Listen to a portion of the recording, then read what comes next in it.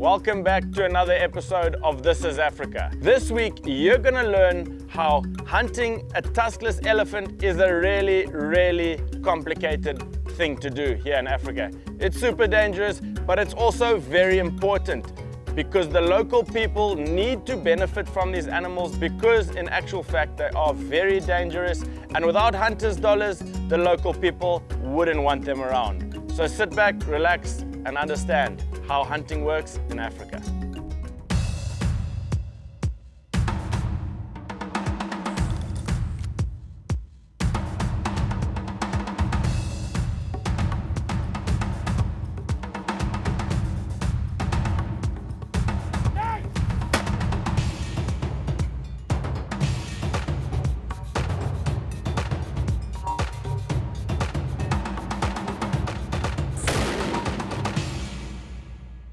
Swift Bullet Company presents This is Africa. That's one of the interesting things about hunting in Africa is the team effort that's put into the hunt. It's not something that you'll experience on the same level in the U.S. or possibly anywhere else. You know, in the U.S. you may be on a big hunt with a guide. There could possibly be one other person involved somewhere along the way, and that can be fantastic. In Africa, it's a little different. Here, it's a big team effort. This morning we are moving camps. We are headed to the south to look for Tusk-less Elephant. And we have Jito looking like a bandito. Cliffy the ranger is still with us. And we've got camp cooks and more trackers and Sani Bonani. Everybody's here. We've got the team, A-team, on the go. Elephants beware, A-team is near. That's one of the things that makes it different and makes it interesting, and for me, a lot of fun. So you've got your professional hunter, and you've got one main tracker. You probably have a driver, and depending on the area you're hunting in, you're liable to have some game scouts. And so that makes it a lot of fun to watch them work something out when you go to a spot where the ground's hard and it's hard to follow tracks. You know, if it's soft ground, even I can follow tracks for a ways. But to watch them get in those challenging spots where it's hard ground or too much grass, too thick grass, it's just hard to find those clues and to watch them work. So the team effort part of hunting in Africa, to me, is unique and is an endearing part of what we get to do over here. So Phil, here we have a very old elephant cow. You can see by how she hasn't been able to chew the leaves. She just swallows them. Yeah, there are whole leaves in there. Yeah, her teeth are pretty much done. Okay. So, a very old cow. Yeah, that's so strange. I've never seen this before. I've never seen it. I mean, that's weird. And that's pretty much a whole leaf. Yeah, you can't chew it all. Yeah. This is African chewing-gum. We call it mato in Shona. They are so nice to eat. It's just like bubble gum or some other things like chewing gum. It's so tasty. This matoe is actually really hard to find because most of the times the baboons eat it, but it's my favorite fruit of the forest for sure. It's got a fibery texture, but when you chew on it, those fibers like exude like it's almost like, and it sounds disgusting, but like a snotty texture, sweet, delicious substance, and it's so nice. Matoe. So in the Ome, obviously it's a campfire program. So campfire is a community-based project where the money gets split up into sections. For example, in the Ome, there's different wards. So it's like a suburb of a city. And each little suburb gets a percentage of that money if the animal was shot in that suburb, for example. So if we shot a hippo in Ward 3, they would get a percentage of that money, which they will put towards a project that they want to do, whether it's schools, towards a clinic, or towards a farming program, or fixing their wells, or putting it towards a bowmid area to keep the lions out of a cattle section.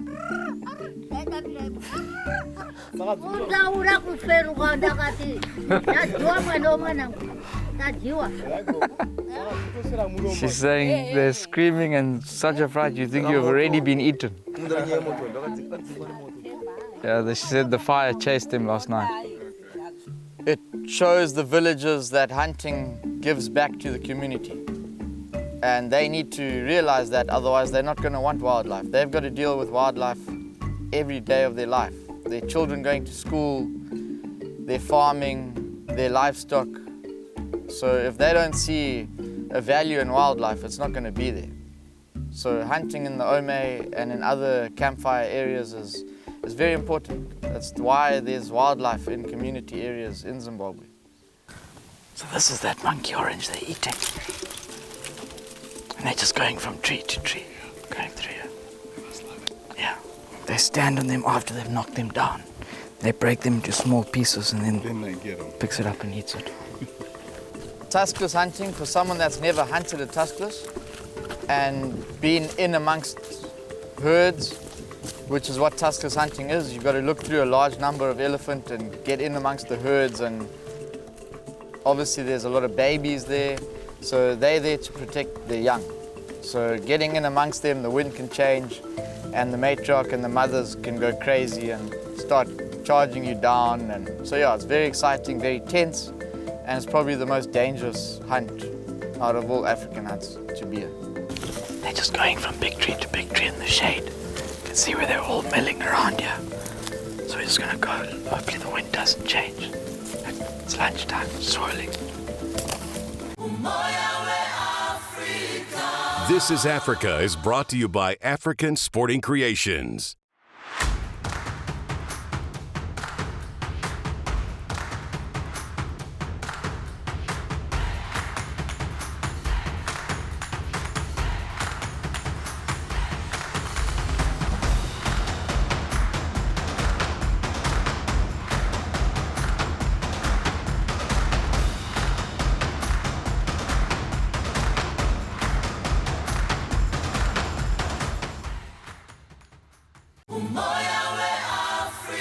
This is Africa is brought to you by the Houston Safari Club Foundation. Up, up, up.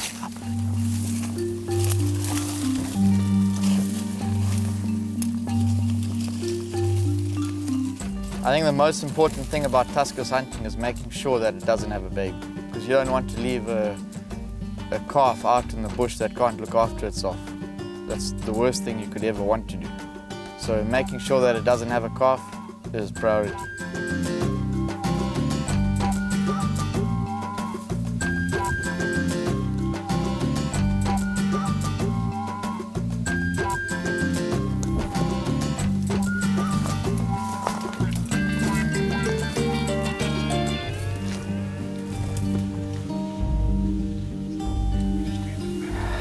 A little bit.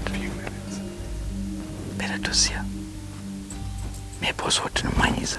Ani 3 matasques. Okay. I think the best plan, we'll wait for the wind to settle. Because if we push them, they're gonna run. I think let's wait until like 3 wind settles. They're easy to find. We do a quick loop around. If they've come out, we follow. If they haven't, we come to the spot and follow their tracks. And we just needed 2 minutes of the wind in the right direction and it swirled. There's 3 big tuskless in here. So we've just left them. Obviously they got our wind. So I'm just marking where we're gonna pick the tracks up from this afternoon when the wind settles.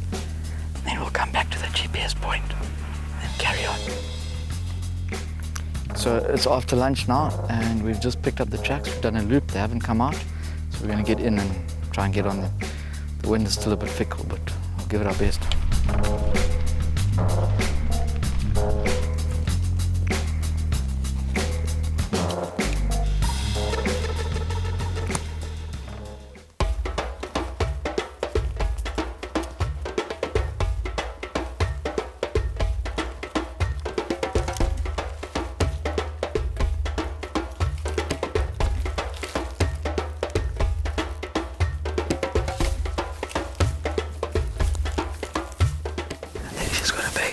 Trying to identify which the mothers were was quite difficult.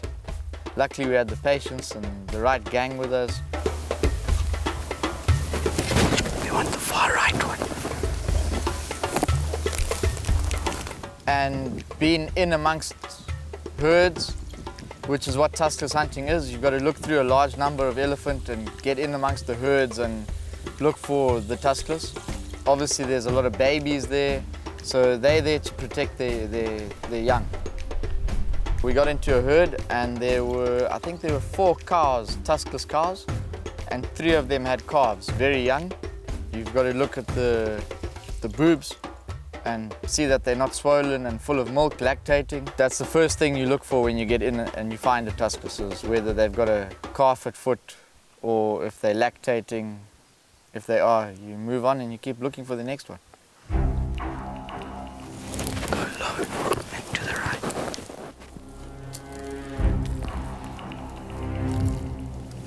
Stop, stop, stop.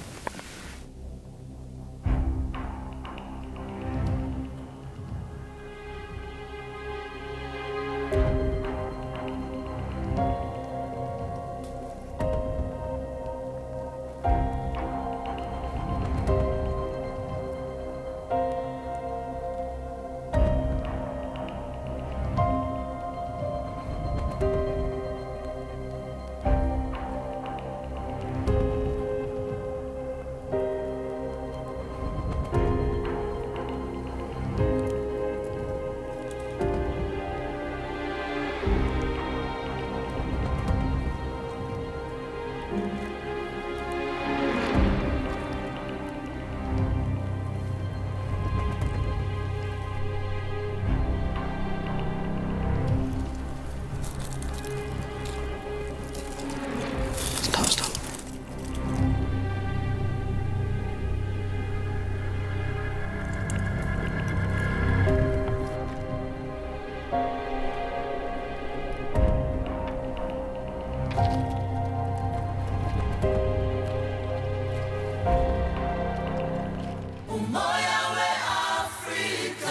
This is Africa is brought to you by Swift Bullet Company.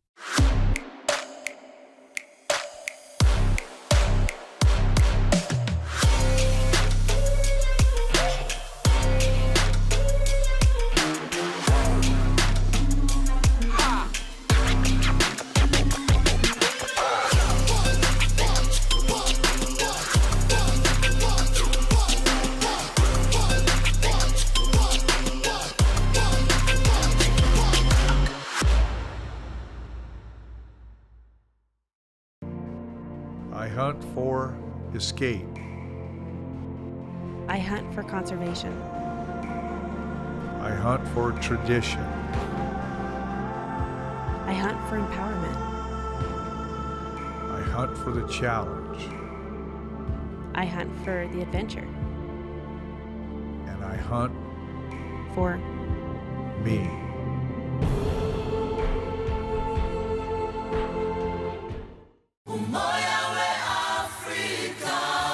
This is Africa is brought to you by Pulsar. The one on the far right, when she walks out. You just wait. And we just looked through them individually, and I could see the one that we chose eventually. She had no big swollen boobs. She wasn't lactating, nothing at all. And all the other calves kept going to their mothers. So it made it a bit easier when the calves would run between the legs of the other ones. They're very alert, eh? And so to get in here on these and then just to have to be patient for so long as they were just kind of here taking a dust bath, and to just try to be ready when something cleared, because all the Mapani was just too thick to get a shot. And Oh no, what are you doing? Don't come here.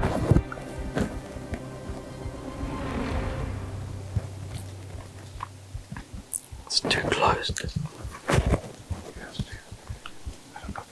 No, just wait. No.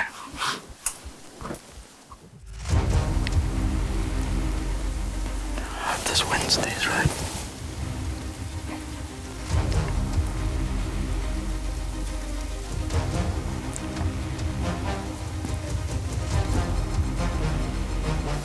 Don't come here.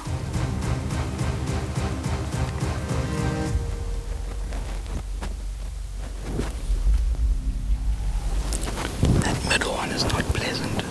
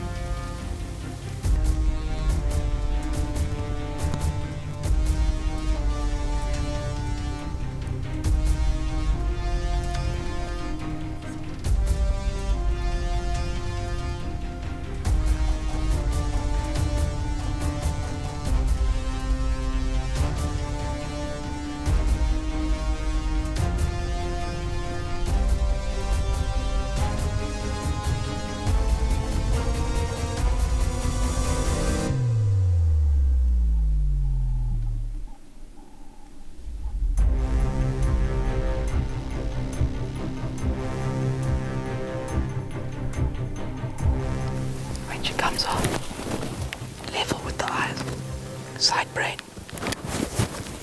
When you're ready. Again. Okay, let's back out. Slowly, slowly, slowly. Come here, full. Reload, reload. Quickly. We just want to go. Put one in there. Put one in there.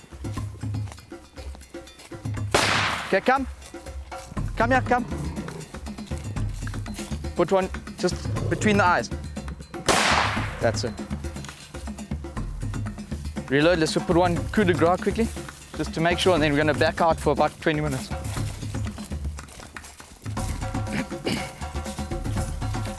Take your time, take your time. You're good, you're good.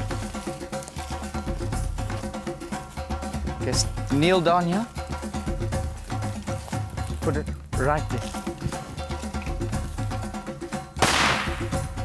Okay, let's back out.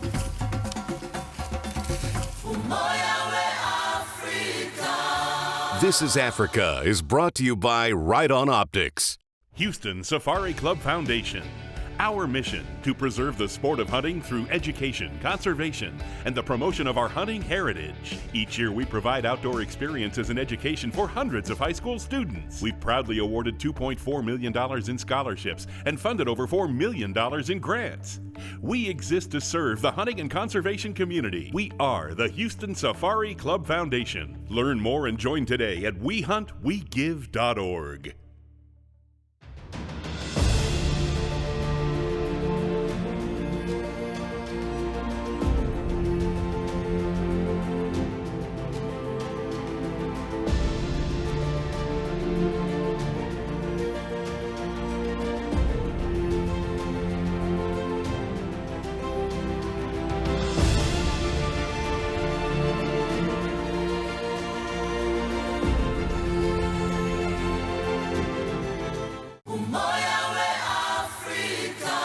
This is Africa is brought to you by Swift Bullet Company. Well done. Tusk-less down. Big old cow. So we're just backing out now because when she went down, she was making a bit of grumbling. And the other ones, we can still hear them in the background. So we're just going to give a bit of time. Hopefully they move off and then we'll come back in slowly. Close, up close and personal.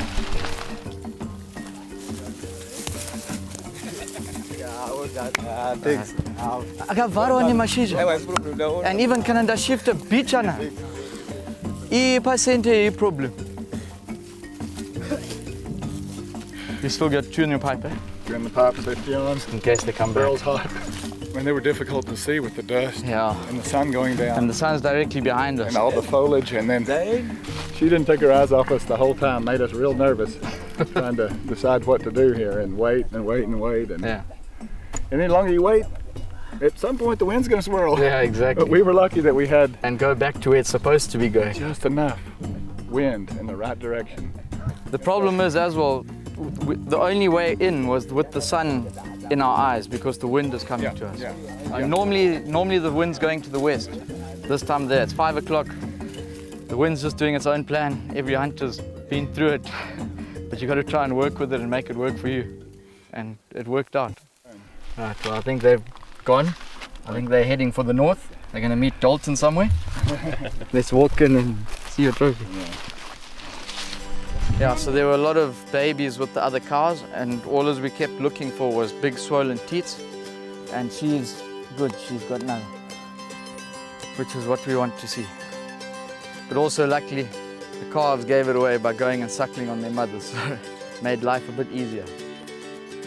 But good, no dependent calf, big old cow, and it went perfectly.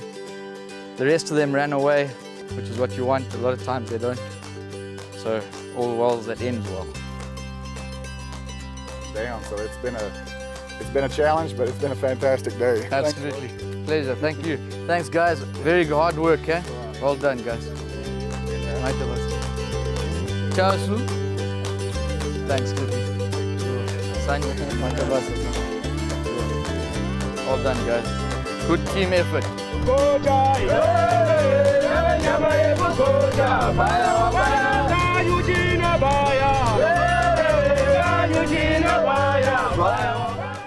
it's more than just the hunt for me when you come to a place like this. You know, there's people killed here from time to time from elephants. Sure. You know, hunting is part of their culture. We just happen to be now a part of it. And we're an integral part of it. There's a very tight quota on the elephants that are taken in these areas. It's very strictly managed. And that meat all goes to these people. You know, we're gonna get up in the morning and we're gonna start cutting that elephant, and meat's gonna go to the village, meat's gonna go to the hospital. That's part of our plan tomorrow, to take a big portion of the meat to the hospital. There's just a lot that gets used here. We're here at the elephant recovery this morning, and I thought I'd show you a little bit of culture here in Zimbabwe. So if you look on this side of the people, you'll notice that it's all the ladies. All the ladies are here. As you can see, ladies, hello, hello, hello, hello. And then we come to the opposite side of the elephant, and here, go on this side of the elephant, those are all ladies that side, and this side will all be your gentlemen. All the gentlemen here, you can see. And the reason for that is to avoid any flirtatious behavior. Unlike our culture, where we all would be hugging and kissing and being friends and mixing together, it's very different here, because in this culture you do not hug somebody else's wife, you do not kiss somebody else's wife, and you certainly don't hang around for a long time talking about who knows what. So it avoids conflict, confrontation with each other, and seems to work pretty well. But yeah, interesting. Different cultures for different folks across the world, and that's the African way. Because if you do be seen to be over chatty with someone's wife, you may end up with an axe to the head.